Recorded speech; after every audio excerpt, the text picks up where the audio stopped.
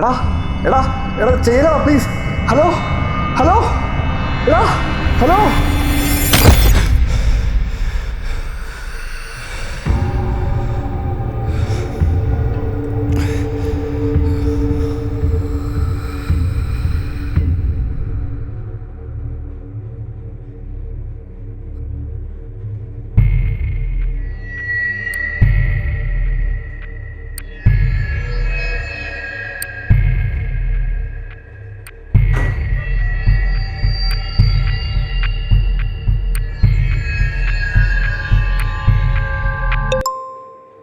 Cake വാങ്ങിയോ? Cake വാങ്ങി. Gift gift വാങ്ങി. ലെറ്ററോ? അയ്യോ, ലെറ്റർ എടുക്കാൻ മറന്ന്. പ്ലാനെല്ലാം കഴിഞ്ഞു. എന്താ ചെയ്യാ? ഇരുന്ന് എഴുതിക്കോ, സമയമുണ്ടല്ലോ. ബർത്ത്ഡേക്ക് പ്രപ്പോസ് ചെയ്യാനുള്ള ഐഡിയ ഉണ്ട്. അന്ന് കൃത്യമായിട്ട് എക്സിക്യൂട്ട് ചെയ്യാൻ പറ്റില്ലെങ്കിൽ പിന്നെ എന്തിനാടി പ്രേമിക്കാൻ നടക്കുന്നത്?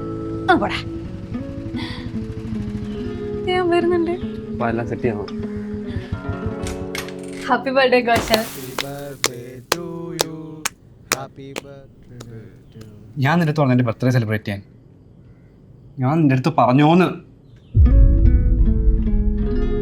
നിനക്കൊന്നൊരു ബോധമില്ലടാ. അവിടെ രാവിലെ ഇറക്കുള്ള ഗിഫ്റ്റുമായിട്ട്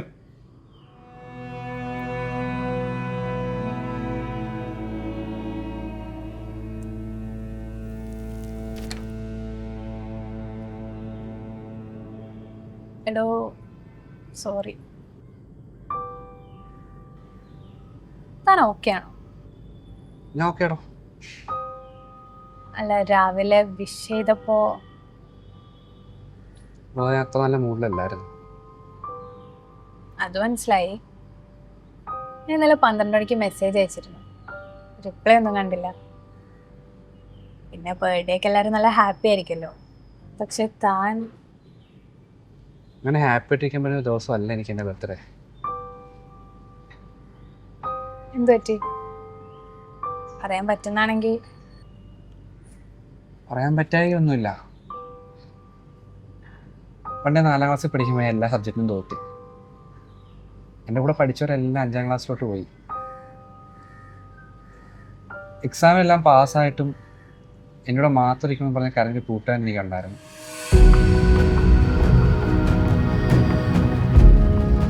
അവനായിരുന്നു എൻ്റെ ബെസ്റ്റ് ഫ്രണ്ട്. പിന്നീട് എല്ലാത്തിനും ഞങ്ങൾ ഒരുമിച്ചായിരുന്നു. എവിടെ പോകാനാണെങ്കിലും എന്തിനാണെങ്കിലും.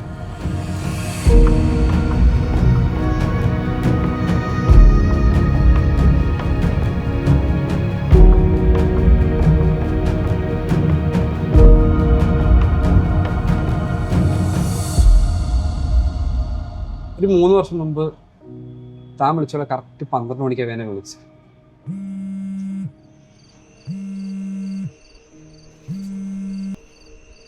ഹലോ, എന്താടാ സുജിത്ത് ഈ രാത്രി? എനിക്ക് വയ്യടാ, ഞാനെല്ലാം നിർത്താൻ പോവാ. അവള് പറഞ്ഞൊക്കെ നീ കേട്ടല്ലേ? പറ്റുന്നില്ല, ഞാൻ പോവാ. പിന്നെ ഞാൻ പോയത് വിചാരിച്ച നീ പോയി അലമ്പിലൊന്ന് ചാടല്ലേ? എടാ എടാ എടാ ചെയ്യലോ പ്ലീസ്.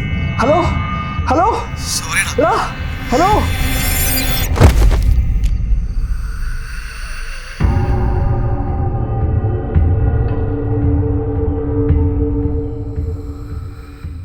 അതിനുശേഷം എനിക്കങ്ങനെ ബർത്ത്ഡേ ആഘോഷിക്കാനും തോന്നാറില്ല.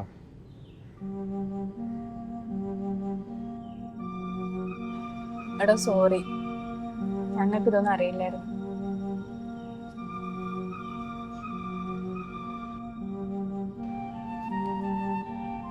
എടോ, കഴിഞ്ഞതെല്ലാം മറക്കണമെന്ന് ഞാൻ പറയുന്നില്ല. പക്ഷേ ഓർമ്മകളിൽ മാത്രം ജീവിക്കരുത്.